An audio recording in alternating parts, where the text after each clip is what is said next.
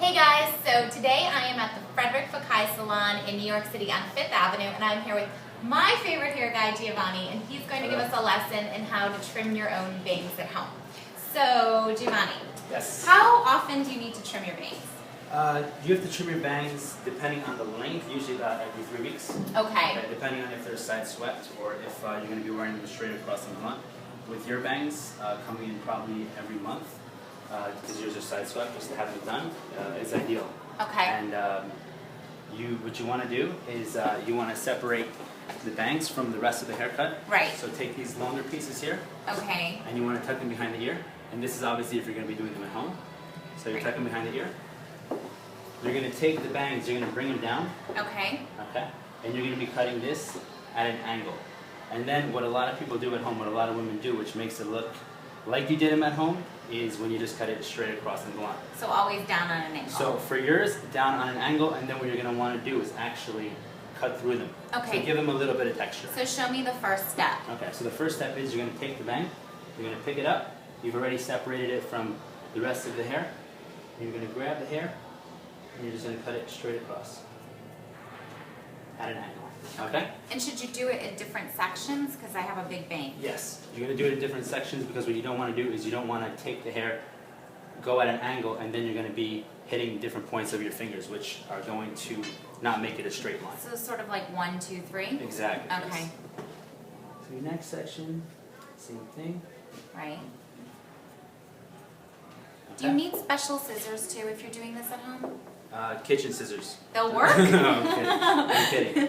We get our scissors here from obviously a professional. What you don't want to do is you don't want to use scissors from Do not. Dwayne Reed, CVS. No. So you don't. go to like a Sally Beauty or a Ricky's, depending where. Okay. Exactly. And then, so we did section 1 here, section 2, and now we're going to take that third section. That final section, we're just going to be, again, cutting at an angle. Okay? Whatever I have Angle is left, key. take that, freshen that up for you. And now, what we're going to do is we're going to take what we just did and we're just going to cut through it. Okay. Okay?